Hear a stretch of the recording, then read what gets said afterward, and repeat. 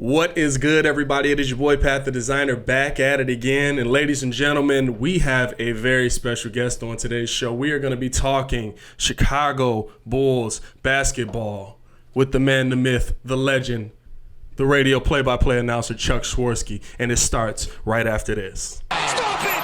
Do not do him like that! Mercy! Did you not get the memo? So if you are new to the channel, please like the video. Please subscribe to the page because we do talk Chicago sports weekly, and we don't want you to miss a thing. Make sure that you hit that bell. Like I said before all of this, we have a very special guest on today's show.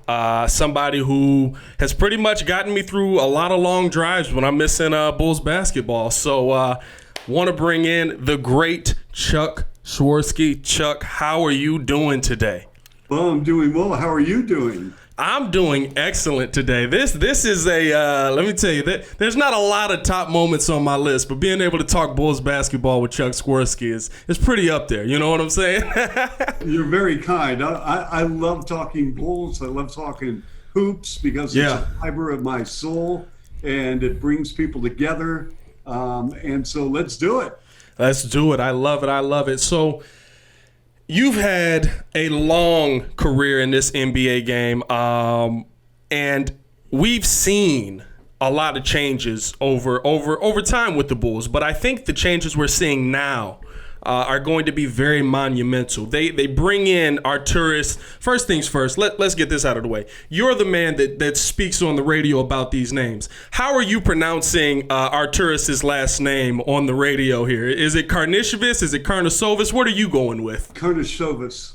Karnisovas. Okay. I've had fans literally every video I post like, you're saying it wrong. I'm going to go with your pronunciation. What do you think is going to be the biggest thing with him coming in, moving forward with the Bulls, the changes that he's going to make to this team?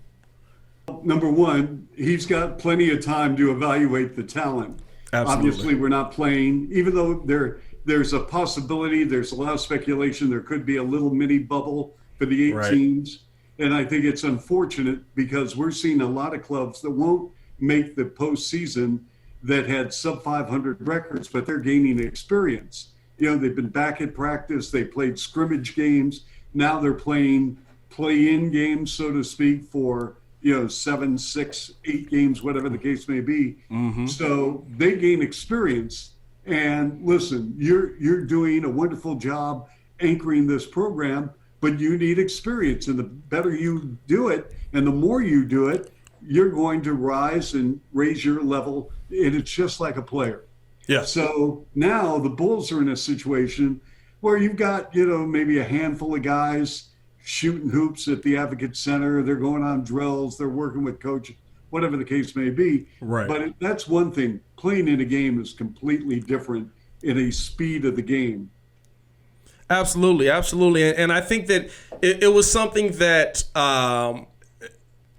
It was an interesting thing to try and weigh out. You brought up the mini bubble because, in your opinion, you would say then that it is worth it for them to get those in-game reps as a team together, just so that they can learn. Even if you are, like many people have said, you're risking injury on meaningless games. See, here's the thing. This is just my opinion. Mm-hmm. No game is meaningless because if you are on the cusp of trying to stay in the league, right? Your job is on the line. Right. You want to put food on the table for your family. And so if a coach with the optics has eyeballs on you and he's seeing how you're handling a, quote, whatever meaningless game, mm-hmm. I mean, to me, there's only one way to play. Now, does that mean a frontline core player, has to play 48 minutes? Of course not. But I think it is important that you at least get on the floor and work on your craft, period. Right. What do you think the feeling is with Karnisovas around the Bulls moving forward? Is there this feeling of optimism? Is there this feeling of it's a new beginning? We're finally going to get this team on the right track? Well, again, because we really haven't had a chance to sit down with him, with the exception when he was first named. Right. I think right now this is a learning period because he's seen a lot of tape. I mean, a lot of tape, and he's talking to a lot of people. Yeah. And so this is, at this point, because we really don't know whether it's going to be a mini bubble or not. I mean, right now it's looking good in Orlando, the way the league is taking care of business. And so that's awesome. Things change quickly. So right now, I think the plan is for Arturis and Mark Eversley and their new staff to look at players, talk with people who are still within the framework of the Bulls organization that they elected to keep. But again, the canvas is wide open now, right? And it's blank, and that's the way it should be to evaluate players. Now, I think there are many challenges, of course, with COVID-19 that he's going to have to overcome. What do you view as the biggest challenge for Karnisovas? We know he's got the time. We know he's got to do all the evaluations. But what do you think is going to be his biggest challenge, trying to get these players to be a cohesive team again? I mean, the good news is he's got time to look at a lot of tape. The bad news is you got a lot of time to look at tape because you can't look at them playing. I mean, it's one thing to see two players go one-on-one or two-on-two, whatever's available at the Advocate Center. Right. But again, there's no substitute for 5-on-5 against another club. And he by this time he knows what marketing can do, what Kobe White can do, what the story, what LaVine and his rise in 1920 season. But so now he's just trying to evaluate, listen, watch the interaction of players, chemistry, coaches, all of the above. Right. And, they're going to get ready for the draft in a couple of months, and then they have the free agency period. But we really don't know when this league is going to play again. We don't know if it's in early December. We don't know if it's in late December. We don't know if it's in January. We don't know how many games. All these things are going to have to be ironed out by the league. And that's why, while the league does have an eyeball on the 2021 season, let's be candid. I mean, the league wants to get through this bubble in Orlando and crown a champion and then take the next step. Yeah. And just trying to get through it without any cases, any issues, that so far I love how the NBA has really gone about this bubble. Do you think that this is something that teams that other leagues, not teams, I'm sorry, other leagues should try to mimic? Is this something that could be done in other leagues? Because I would say the NBA has probably done it best, where we saw the situation with Zion Williamson where he was allowed to leave. He can come back, but he has to quarantine. He has to go through these steps. Do you think this is something other leagues should follow, even baseball, because we've seen crazy numbers in baseball right now?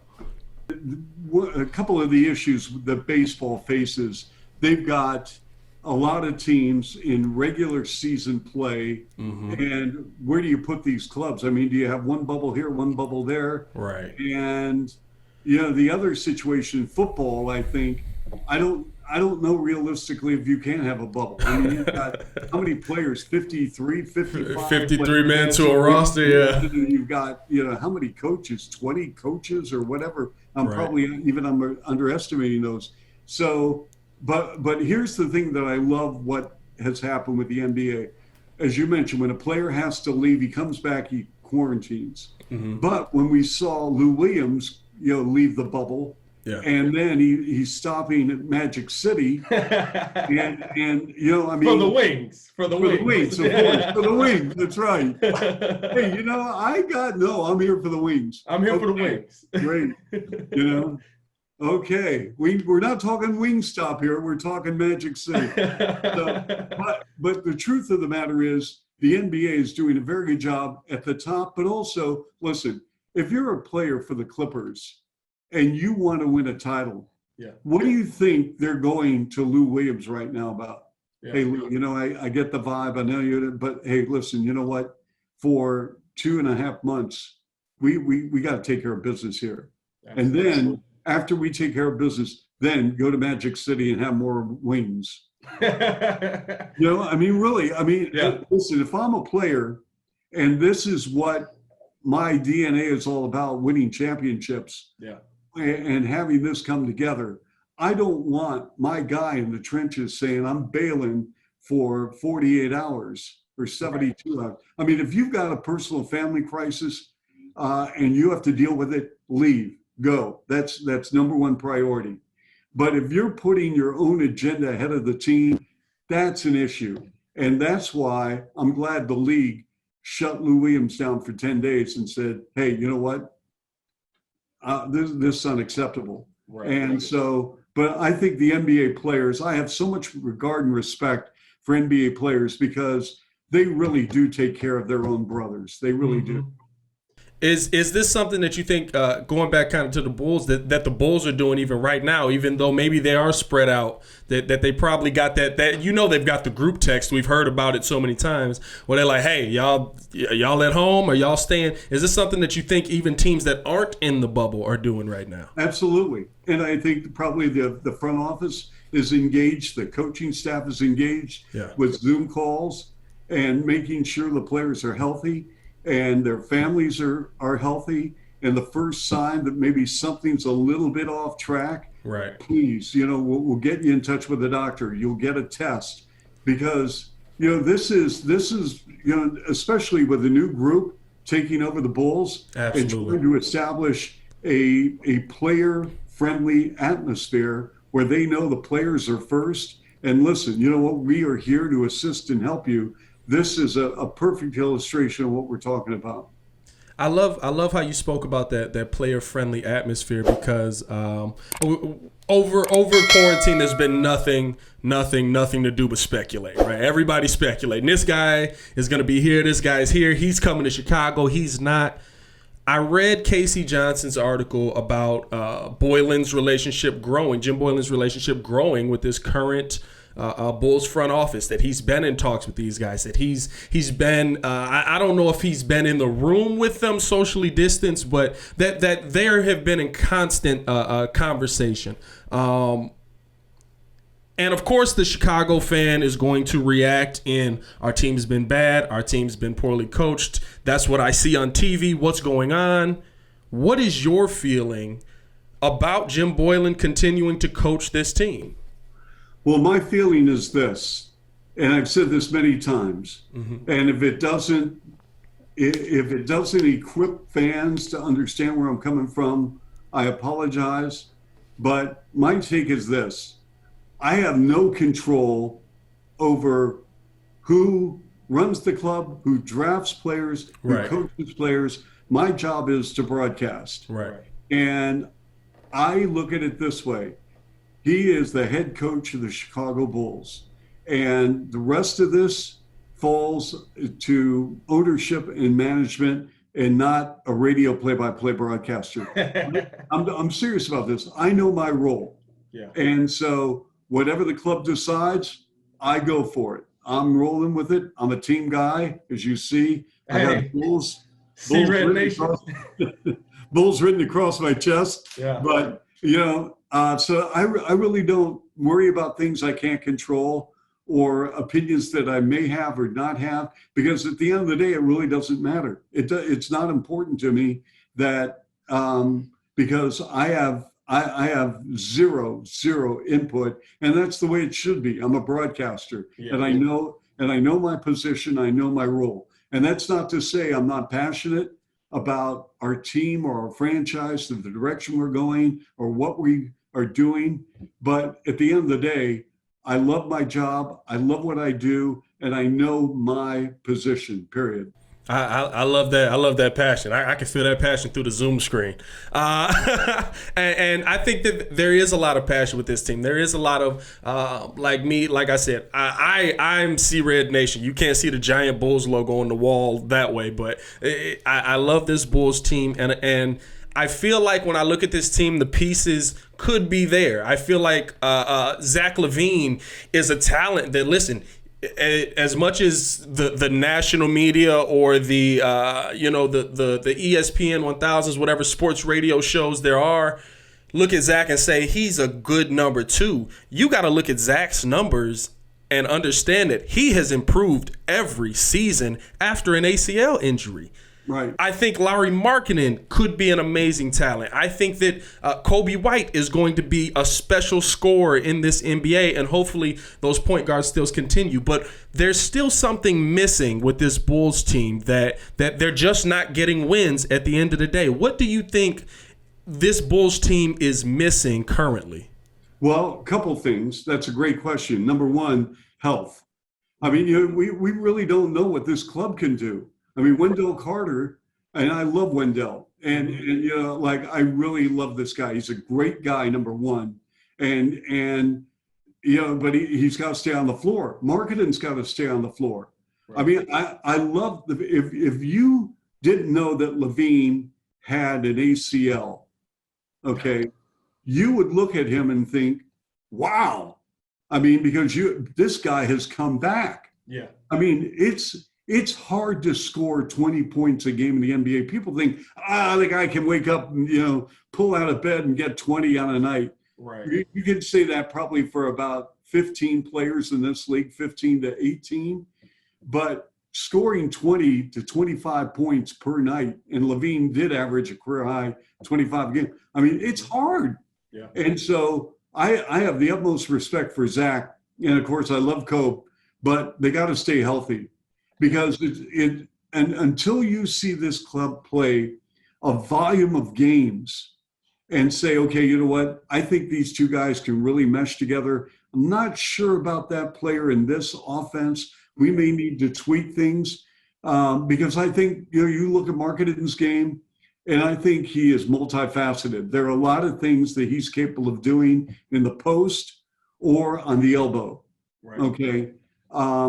But until the development of a player and the health of a player equates into winning. Now, does this club probably need another veteran too? Absolutely.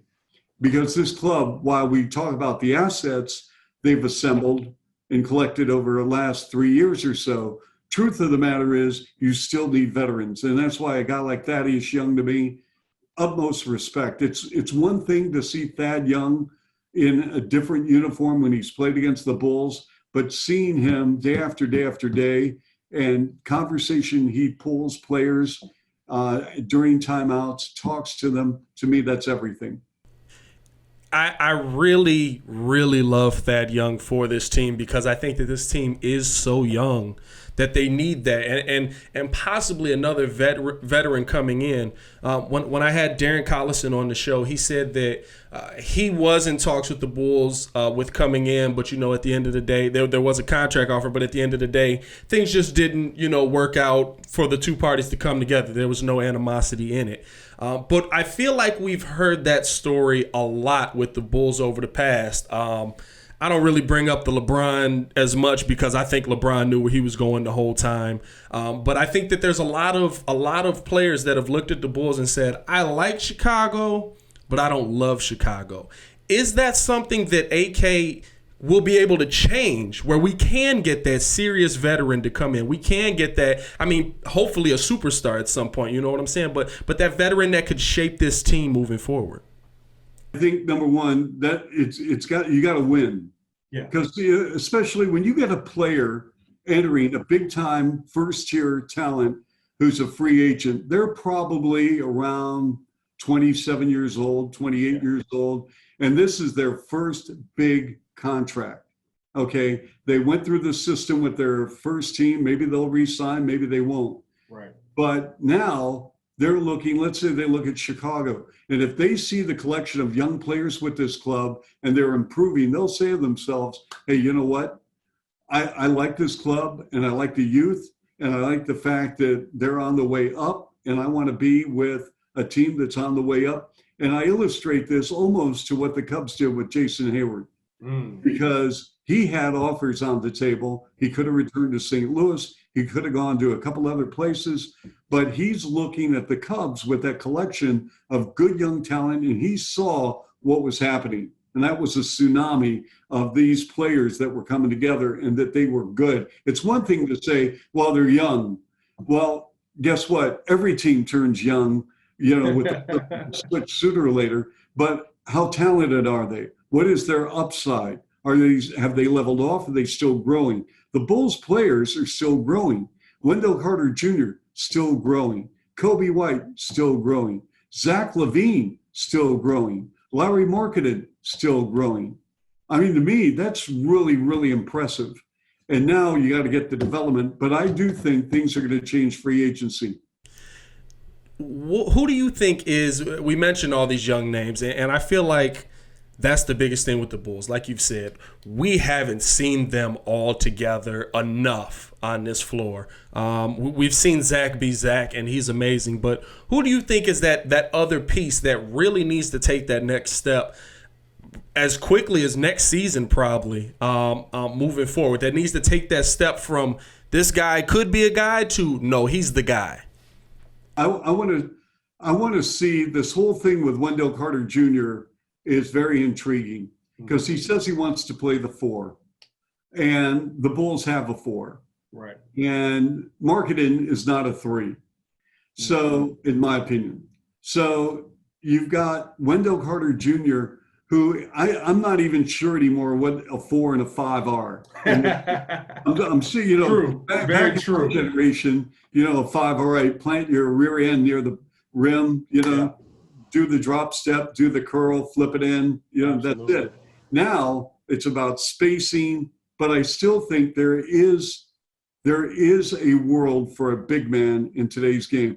By some chance, if the Bulls ever came up with a major megastar big man, trust me, we don't care whether you play your back to the basket, face up inside the lane. We're going to play you in the paint. And I do believe this game still needs paint players and guys who can get to the rim and shoot near the rim. But Wendell, in my opinion, they need to start running some sets and stuff for him. Yeah. Because if it's like anything else, if he is your 5th option on the floor or your 4th option on the floor, defensively, I can cheat a little bit. Yeah. Because what happens to a mindset, and let's put Wendell Carter Jr. aside for a moment. We'll use anyone in the league, in any sport. If you don't get touches, and I'll ask you this question. Let's say you're the 4th option on your team. Right. I would be the 40th option. But let's say you're the 4th option, and that you need to be effective and that you are a player that needs to challenge defensively. The first time after 2 or 3 sets, you don't touch the ball, and then you finally get the ball inside the 3-point arc on the left point from 16 feet. What do you think you're going to do? If it was me, I'd pull up a shot just to be like, let me get involved. Exactly. So he's already, whoever this player is, already has the mindset.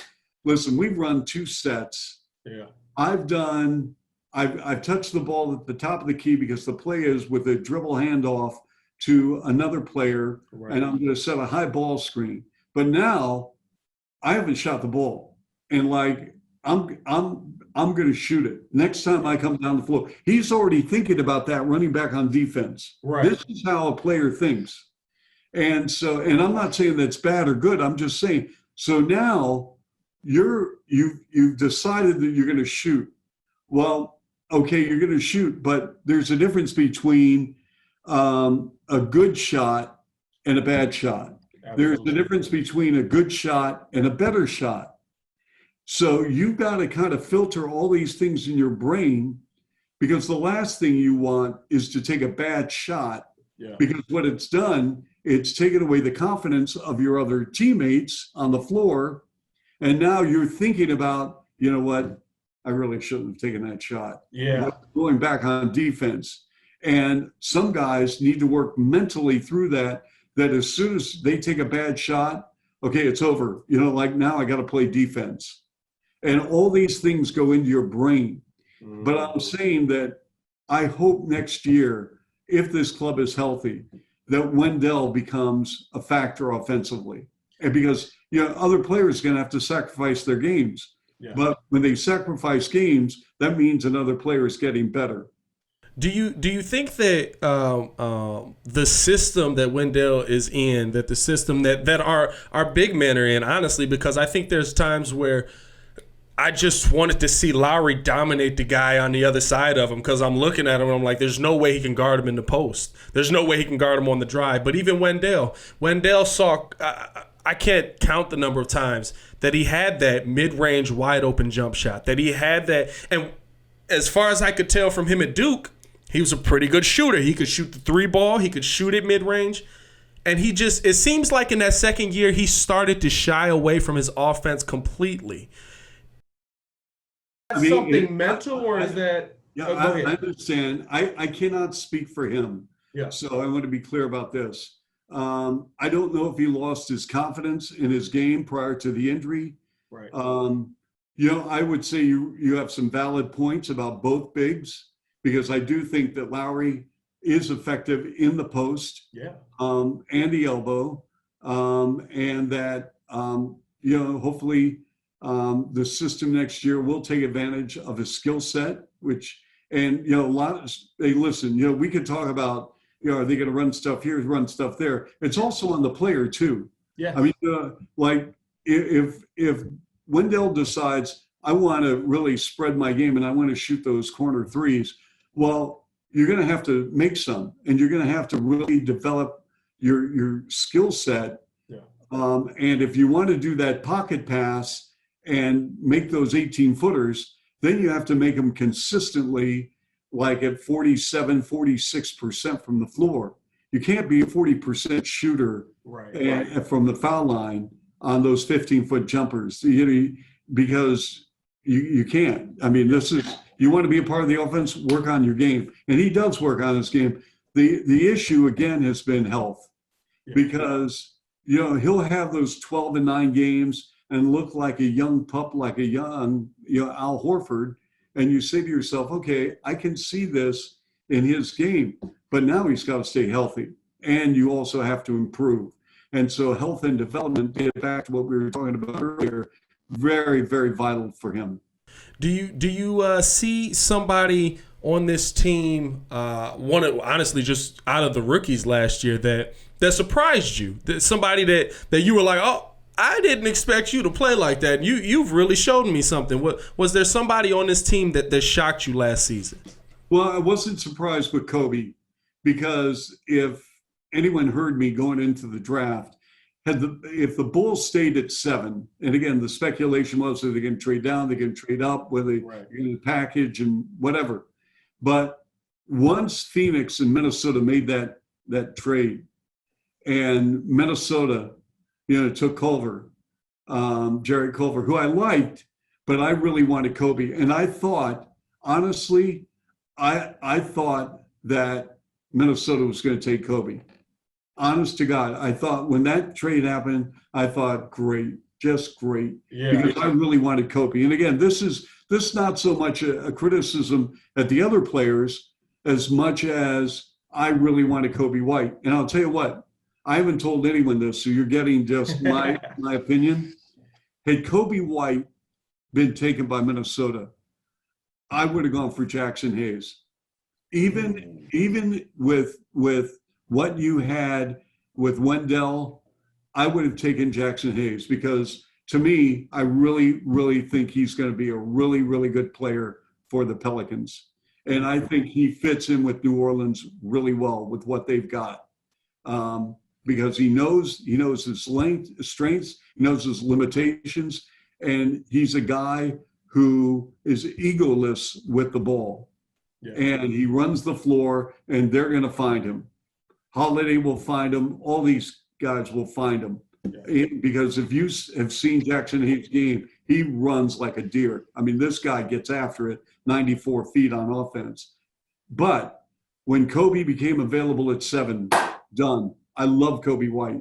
And what we saw near the end, before the interruption, I'm not saying he's getting 27 a night, because that's what he did in the 10, 11 game span. Right. But I am saying that he can fill it up. Now he needs to master the point guard position at the NBA level. I got to get my teammates involved. and I'm not going to do the step back three ball on the right wing because I got to feed the sugar to somebody, you know. Right. I got to keep them happy, and because you know, you keep guys happy and you keep them engaged, it comes back to you, because that way then a player feels, hey, you know what, my guy has my back. He's going to give me the rock. He's not going to force it. He's not going to take a shot because he wants his shot. He's going to pass me the ball because I got a better shot. So do you believe that because the point guard position for the Chicago Bulls is packed? I mean, you got Shaq Harrison is technically a point guard in this system, I guess. Chris Dunn, Tomas Stadaransky. You have so many guards at that position. In your opinion, would you start next season with Kobe White at the top of those guys just to push that development forward, maybe, or to at least see what you have? I think all those things take care of itself. Yeah. Probably, you know, they're probably their mindset is, where are we right now? Is Kobe a 1 or a 2? Yeah. And I think there are a lot of floating pieces going around, and they're trying to. It's almost like a puzzle. Does that piece fit here? That here? And again, that's the problem. Why we didn't have a chance to go to Orlando, and we just barely missed out in going to the bubble. Because, you know, we lost too many games, really. Honestly, the Bulls should have won a lot of these games that they lost to teams they should have beaten, especially early in the year. And that way, let's say the Bulls are in the bubble right now. They get some scrimmage games in. They get about 5, 6, 7 games in. And who knows what would have happened. And then we would have learned, okay, we got Wendell healthy now. Markkanen's healthy. Kobe White, you know, is going to start. We got Satoransky, who, let me tell you a little story about Sato. You know, everyone wants to start, and I get that. You know, everyone wants to play those 33 to 35 minutes a night. Totally get it. You know, I mean, if you didn't want to, you really shouldn't be in the league. But then things kind of have a way of tearing out. You know, you find out, okay, I'm going to be a role player. And I may play every third or fourth game, but I'm going to be the best third or fourth game player I can possibly be so I can stay gainfully employed in the NBA. Right. Sato, when he came in from Washington, everyone knew what he could do. And you know what? He's an egoless player. He's selfless. And he's about winning. He wants to win. And if you look at his game, he can play the 1, he can play the 2, he can play a little at the 3. And to me, he's almost like versatile to the point where he's not going to hurt you. And he is what I call a safe net. Yeah. You know exactly what you're getting. And so if he goes to the bench next year, and again, I don't know whether he is or isn't, but if he comes off the bench next year, you don't have to worry about a guy coming in, and the moment he gets in, he's going to start jacking it, you know? So I like the makeup of him, and I love Shaq Harrison. I love Chris Dunn, big Chris Dunn fan. I mean, I love what he does defensively, and his offensive game. I think he was just starting to find out that, you know what, I can do this pull-up dribble in the paint from 9 feet. I don't need to shoot the 3. And I really like what Dunn did. I think this team has a lot of great pieces. I think that this team has a lot of pieces that, like you've said, have to just find their health. One of those pieces, and I'll ask this as our final question, one of those pieces is Otto Porter Jr., who that trade is... It felt like, all right, we're going to get a guy who we know what he is, but we literally have not seen Otto Porter Jr. on the court for an extended period of time since he's been here. Is Otto Porter maybe that key factor that the Bulls need? Because he was that 3-and-D guy that I feel the Bulls have been looking for a long time. Yeah, well, again, another player who has been hurt, and now he's healthy. And when he starts, I mean, you've got some guys now where we know LaVine can score, Markkanen can score, Porter can score, Kobe White can score. it's a work in progress regarding Wendell Carter Jr. But you've got 4 guys on the floor who basically need the ball. Okay, and so Otto is one guy who can fill it up. Otto is a free agent at the end of 2021, and this is an important year for Otto. He's definitely, we know what Otto can do. I look at Otto as a guy who can get you 17 to 22 a night, somewhere in that range. Yeah. But he's got to stay healthy. And let me tell you what, when that trade was made with Washington, I really like that deal because he is a proven wing player. And the way this game is going, you need wings. So, his career has been derailed by injury with the Bulls. Yeah. I can't speak for Washington, but with the Bulls, we need him on the floor. So again, I think training camp is going to be very, very interesting to see where this club is at. Well, I want to thank you so much for joining me, Chuck. Tell the people where they can find you and speak with you first off. I know you're on Twitter. That's how I got in contact with you. Throw all your social medias out there for the people so that they can follow you and enjoy this Bulls content. Well, I love talking Bulls. This was a great interview, so I appreciate it. My Twitter address is very simple, CTS Bulls, CTS Bulls. And my email address, anyone can email me. You'll get a response, and you will get a response. And I do read every email. And it's C, and then my last name, SWIRSKY, C Swirsky at Bulls, BULLS.com. Chuck, I want to thank you so much for taking the time out to come on to the show today. Ladies and gentlemen, if you enjoyed this comment, please like the video. Please subscribe to the page. I will be down in the comments speaking with each and every one of you. What did you think of the Bulls thoughts that were put out there today? How do you feel about the Bulls moving forward? I am going to get up out of here. It is your boy, Pat the Designer, back at it again. Major thank you to Mr. Swirsky for joining the show. Y'all stay safe out there, Chicago. Peace.